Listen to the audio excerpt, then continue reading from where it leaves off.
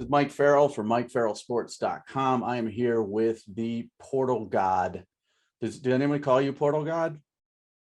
No, somebody referenced, actually, Portal this is Jesus. true. Yeah, Portal Jesus. So my friends call me PJ. I like Portal Jesus. That's a good one.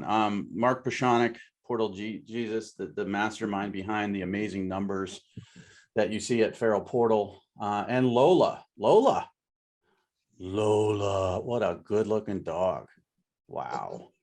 No, now I want a shepherd. This sucks.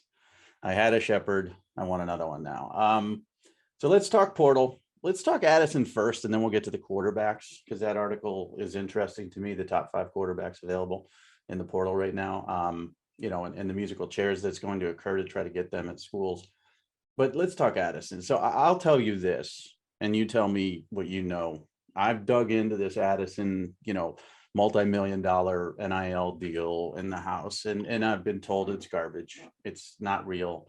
The Caleb Williams, Carl Williams connection, the worry that the offense is going to take a big step back without Pickett and the new offensive coordinator, more so than anything, is leading him to consider LA. But I've also heard he's considering Texas and Alabama as well. So let me know your Jordan Addison story and how long you've been waiting for him to pop in the portal. Oh, and your surgery too. Tell us about waiting for him to pop in the portal while you're getting your arm chopped off. Yeah, that was odd timing, because it was no surprise that he entered yesterday. And as I was waiting, I had a small little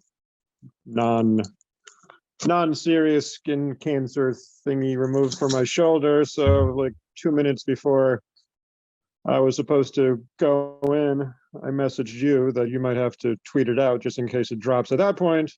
And luckily the thing only took about 20 minutes. And I'd say about 10 minutes later, he actually did officially enter the portal, which for once timing did work out, because usually the only time somebody major drops in is when I'm driving or and you do pull over. You pull wedding. Over. I do pull over. and you were ready to tweet out Addison mid-surgery, essentially. I had it prepared. All I had to do was hit send. And luckily that all worked out. And like I said, it wasn't a surprise, but it was nice to get it out of the way, because that's Portal Jesus right there. That's sacrificing. Yeah, so my priorities are a little strange sometimes. So when you see a kid like Addison go in, obviously it's easy enough to track who he's looking at and who is looking at him and all that stuff. But how do the fans respond? This wasn't a surprise, but you've had surprise ones before where, what the heck, Jerry Bohannon went in, or yeah, I don't know what the biggest surprise one is, but there's been some like that. You remember Quinn Ewers was on a Saturday. Yeah, but that was also rumored. I'm trying to think of one that really came out of the blue. Because I know you text me when it happens. You're like, whoa. Yeah, it's been busier the last couple of weeks. The last couple of weeks have been, obviously, with spring camps coming to an end. It was expected to be busy. It was busy. Plus, with the May 1st deadline to be eligible for 2022 season was huge. So there was a lot of movement in the last 2 weeks. I wouldn't say there was many jaw droppers. Well, I'm going to go over some numbers that you just tweeted out, and I find these fascinating. And again, we went from a 88,000 follower to a 2,300 and growing follower account. But these are the numbers you're only going to get at Farrell Portal on Twitter. Dude, 1,051 scholarship Power 5 kids entered since August 1st.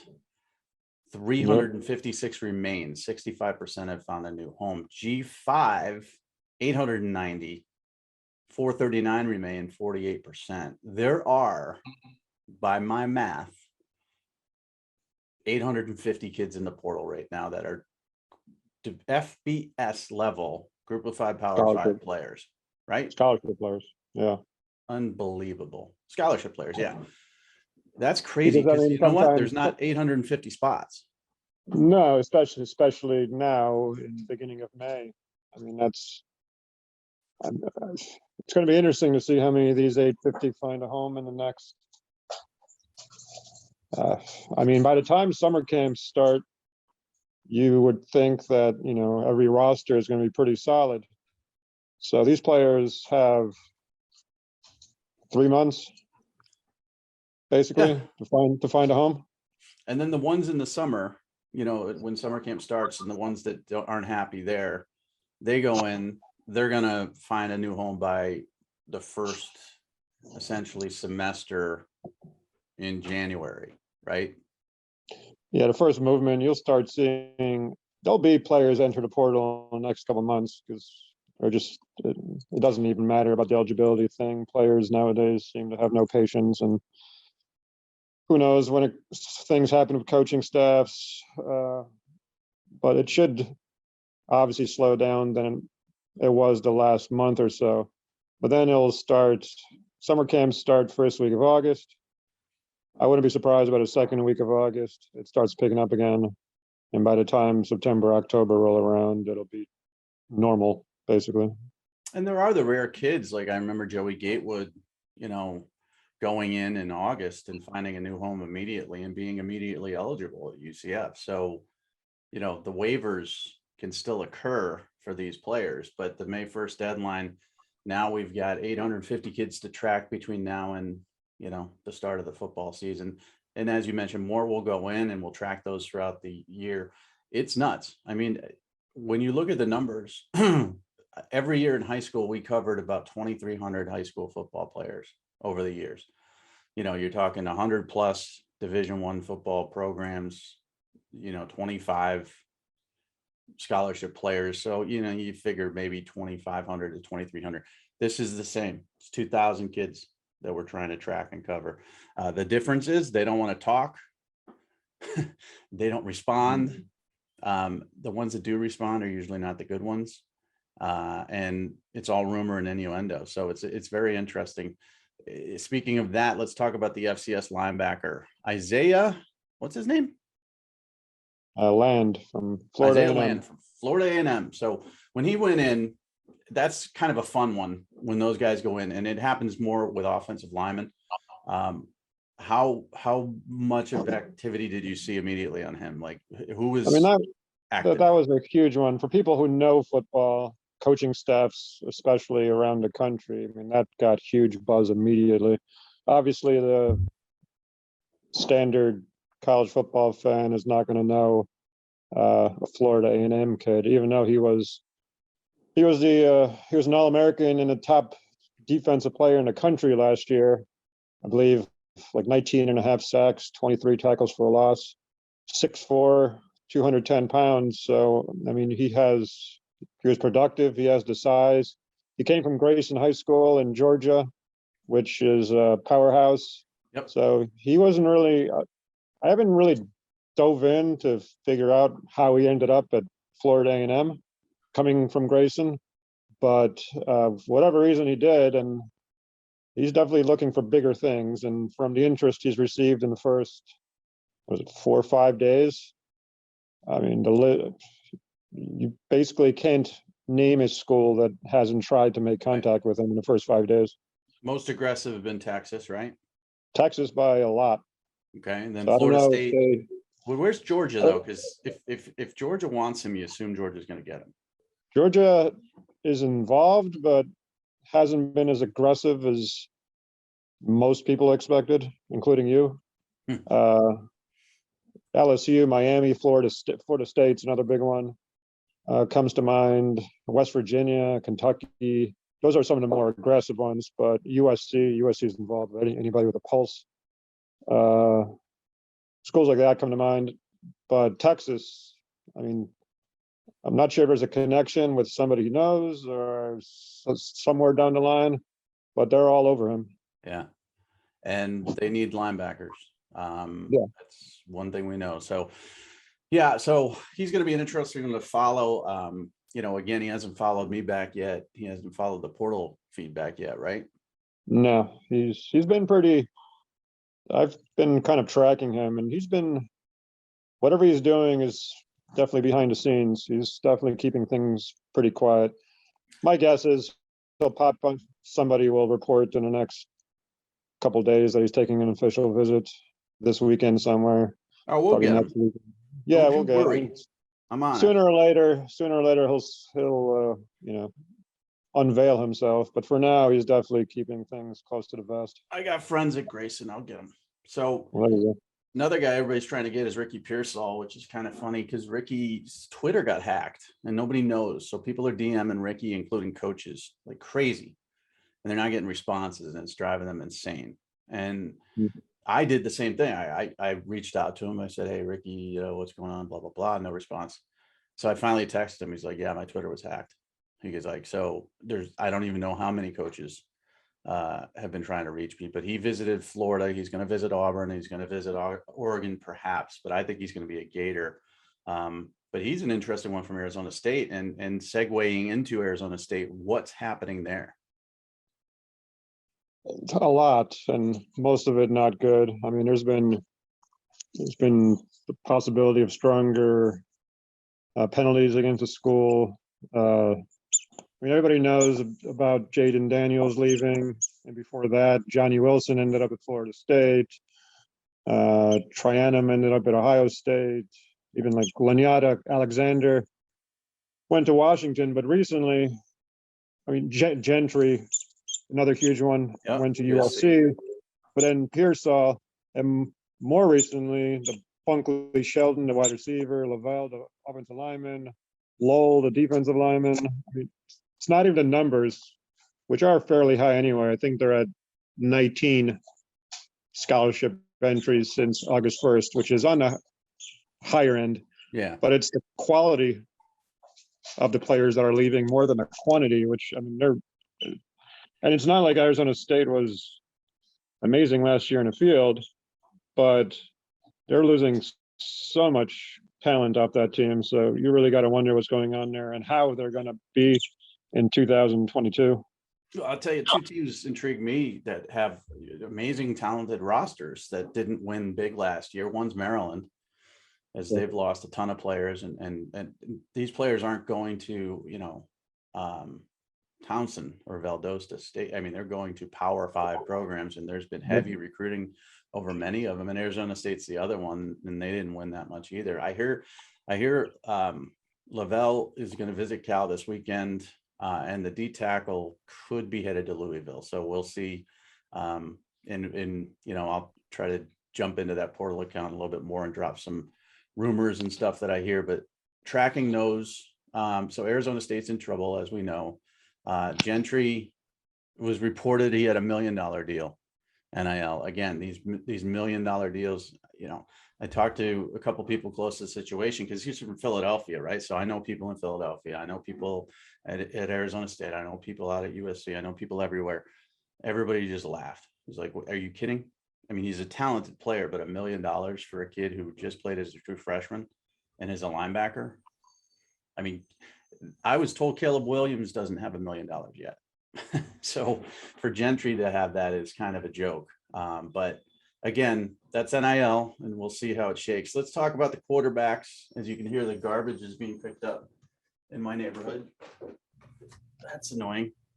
5 quarterbacks up on the site. Best ones available: Emery Jones, Jerry Bohannon, Jack Sears, who's been in 15 times.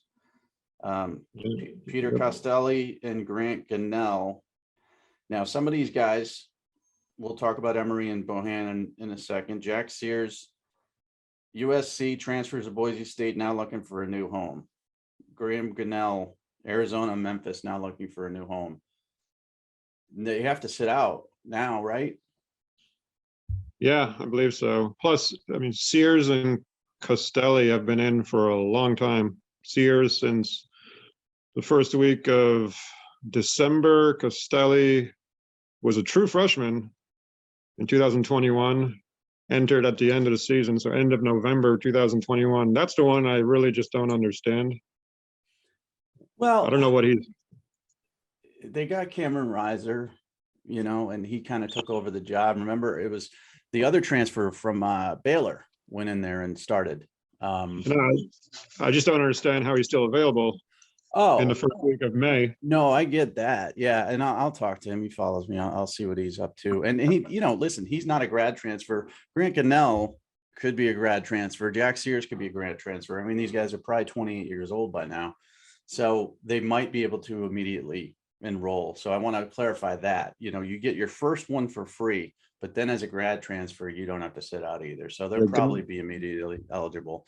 But Cannell is definitely a grad transfer. Maybe that's why Sears is waiting, I guess, possibly to actually graduate from Boise State. That's possible. Then that's the hard part to track Costelli's obviously a 2021, so he definitely is not. Unless he fast tracked 1 year.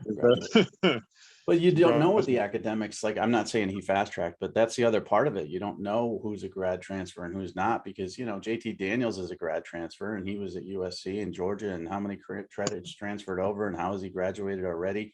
He was a 2019 kid, blah, blah, blah. So I don't know. I don't care. I just care if they're eligible immediately or if they have to sit out. And I'll bet you all of these guys won't have to sit out, actually, thinking about it. So Emery Jones, Arizona State, Jerry Bohannon, Missouri. Those are what you're hearing, right? Yeah, I mean, Jones took a visit to Arizona State, and then, well, we just talked about Arizona State. Plus, Arizona State got Paul Tyson from Alabama. Yeah. Earlier this cycle. So it's not like if he goes to Arizona State, the job will just be given to him. I think he should drop down. I think he should pull a Malik Willis and drop down. That's just me. And I don't think he has a ton of Power 5 interest. That's what I'm hearing too. And you're right, like a Liberty situation. I'm not saying specifically Liberty, but a school like that might be the best situation for him since he only has 1 year. He just graduated from Florida this past weekend. I read that he was physically at the graduation ceremony. So, nice but kid, now, too. Very nice kid. Great arm. He plans to refocus on his process. So it will be interesting to see. I mean, he has the talent, and a 1 year showcase for him at a school that likes to chuck the ball around. Could be a good thing for him. There's not a big difference between Emery Jones and Malik Willis, except for the athleticism. Malik Willis is a better athlete, but they both have cannon arms and neither of them can read the field. So I think, maybe drop it down to an App State or somebody like that would be a great fit for him. We'll see where he lands. Bohannon, I thought Auburn. I really did think Auburn the second he went in, because they recruited him heavily out of high school, but he's Missouri, took that visit. We don't know if he's taken any other visits, right? Now, a lot of people think this might end sooner than later with Missouri. It'll be, if he takes a visit somewhere else this weekend, obviously that's possibly out the window, but yeah, Missouri is still the odds-on favorite there. And that's what, the 15th transfer quarterback to visit Missouri? I believe so. They enjoy quarterbacks, and they enjoy. Granted, have any of them really done anything there? Drew Lock did. He was a transfer? No. Transfer. No, I mean a transfer.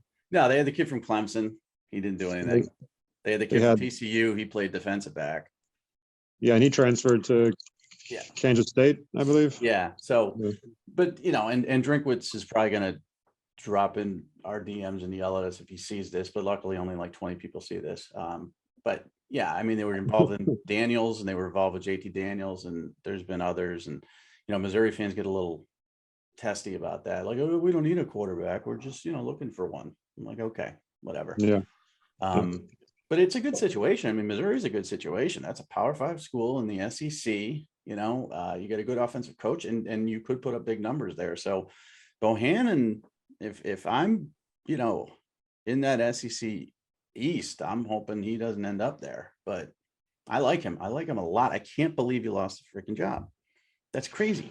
I mean, I was more surprised that they announced it in, end of April, early May. Kudos to Aranda. That's not the norm. Yeah. Kudos to him. A good man, said to this individual, I'm naming a starter. I know there's potential you could leave us, but he could have QB1, could have played it out till the fall, put the kid in a real bad situation. He didn't do that. So kudos to Aranda. Now, nice guys, it doesn't matter if he wins, 6 games this season, everybody's going to hate him and think he sucks. And, Baylor's expectations are high because of what they did last season. but I thought that was a really good move for him. Jack Sears, we don't have any idea where he's looking, right? I mean, he's another odd one because he's attempted 61 passes in his career, but when he's been on the field, both at USC and Boise, I mean, he's completed almost 74% of those passes. He's looked good, but once again, he's been in the portal now for 5-6 months and nothing. So, like I said earlier, maybe he's waiting to graduate, which would be soon anyway from Boise. So I guess that's possible, but it's not like the schools don't know that anyway. So I'm not like I tried digging up info. He doesn't respond personally. Nobody seems to know anything about what's going on with him, but he's still out there. And I'm once again, like dropping down a level. Well, Boise State, I guess, level or something like that. Yeah, I don't see how. High level group of 5 to me. I think he needs to drop to a lower level. He's a West Coast kid. You know, I don't know if a UNLV or somebody like that would be interested. Like Utah State, San Jose State, New Mexico State, something like that. I mean, I'm just surprised that maybe he's waiting for something bigger. I don't know, but it's surprising that he's still out there. And Costello, to Virginia Tech rumors, but they took 2 quarterbacks. Coastal Carolina is now the mentioned team there, I guess. And then Gunnell, who knows? North Texas, Rice, Temple, New Mexico, Troy, Incarnate Word, Abilene Christian. You want to talk about a guy who was at one point, I believe, a 5-star. Then we dropped him to 4. Then he was at Arizona and he was going to be the guy under Sumlin. Then he's in Memphis and he's going to be Brady. The heck's the kid's name? Was it Brady Smith? No. You know who I'm talking transfer. about. Yeah. From Arizona State. Forgetting his name too. Yeah, it's ridiculous. I can't remember everybody's name, but Brady White.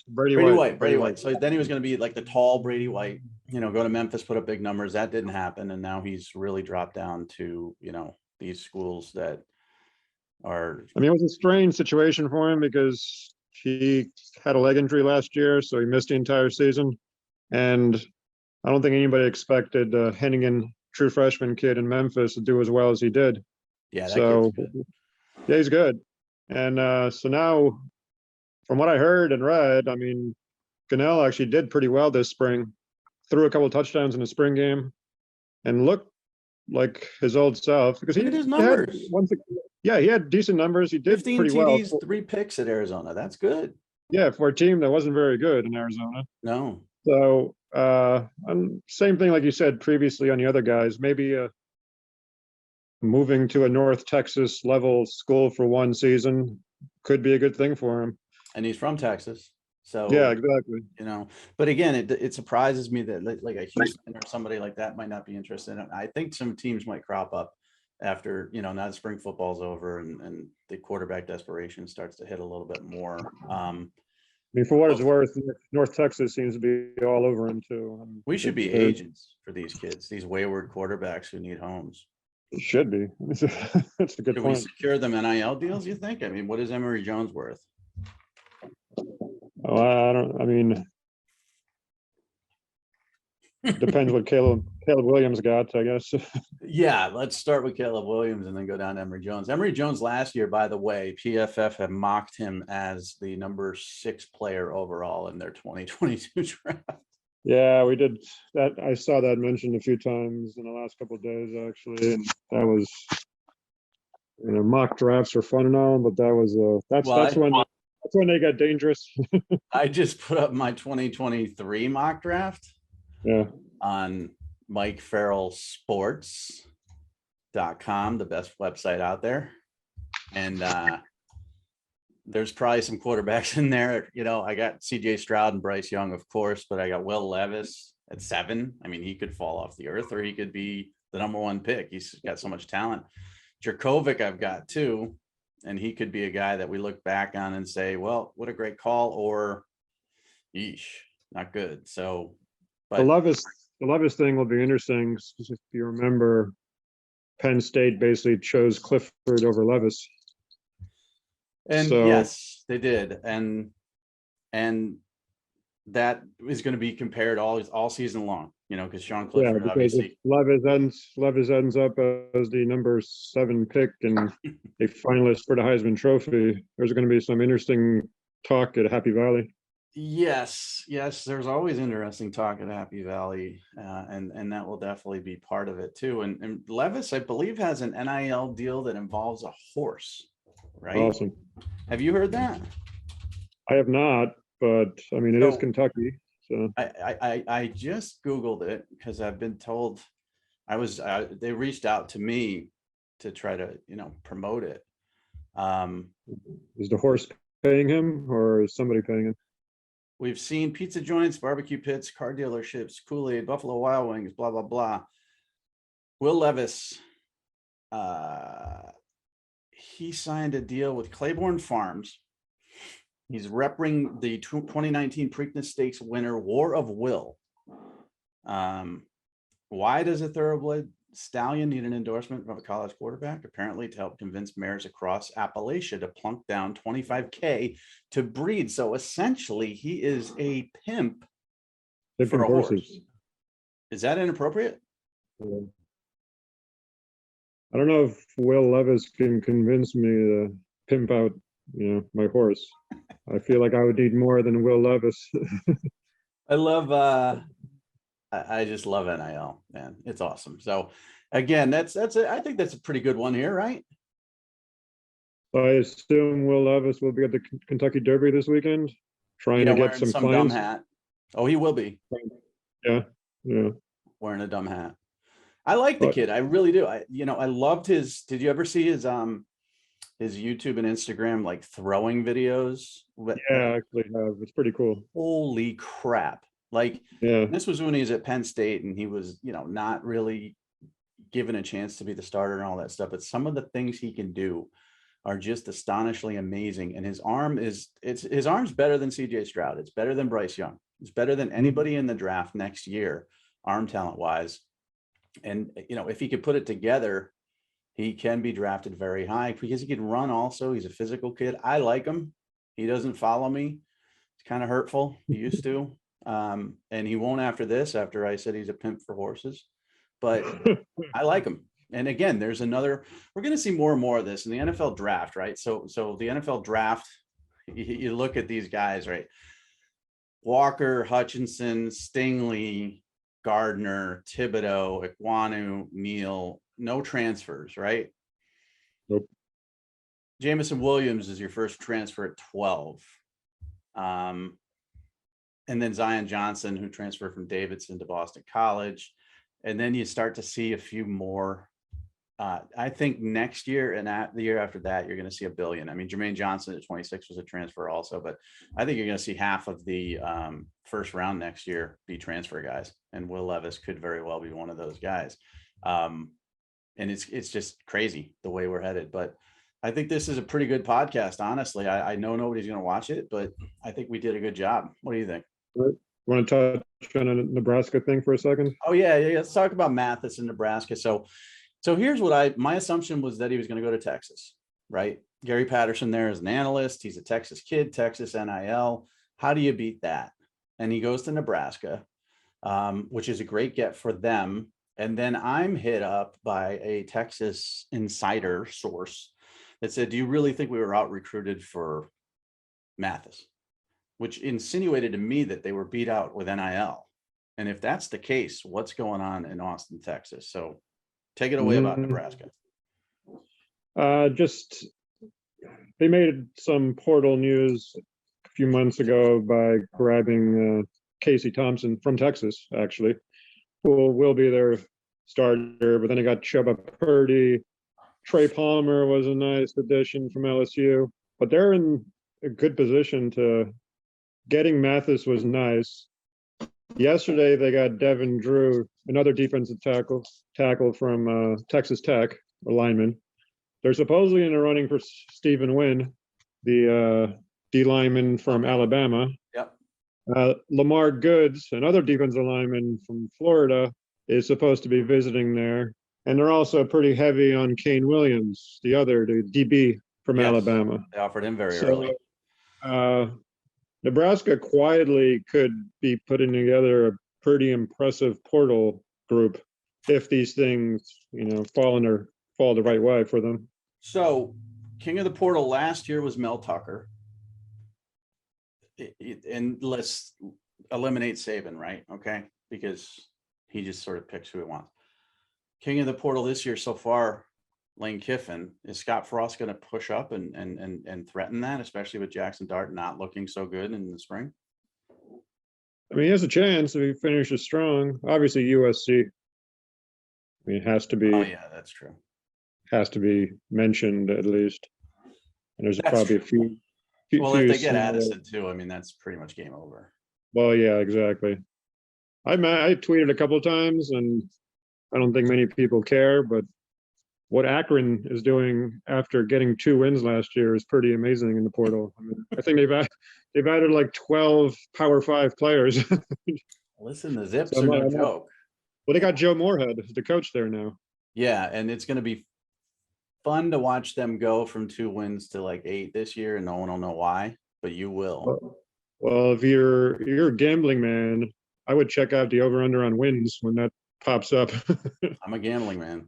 That's Something to keep an eye on, because it very well, I mean, I don't know how much those people pay attention. I mean, how much higher than 2 wins could they possibly be preseason? I don't think there's any gambling on Akron's win over under on win-loss. Well, there should be, or there will. I mean, if there's a MAC over under, I'm going to take Akron. You can bet on anything nowadays, so I'm pretty sure that you could find some Akron futures out there. Maybe I will. All right, let's wrap it up.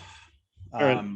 We'll hopefully do these once a week, but depends on our schedule and such. So follow at Farrell Portal, Mark Pszonak, putting out the stats. I mean, once the newspapers and all these media outlets start following and do this stats, the thing's going to just absolutely blow up, because the stats, no one else has them, period. And then follow me at what am I? M Farrell Sports on Twitter, M Farrell Sports on Instagram and YouTube. And follow Lola. Does Lola have an account? Luna. Do I keep calling her Lola? No, you called her right previously. Now you went back. Who the hell's Lola? Did you have a dog named Lola? Yeah, she's the one that passed away in August. Well, okay, so I'm not losing my mind. No. Hi, Luna. Luna. Good girl.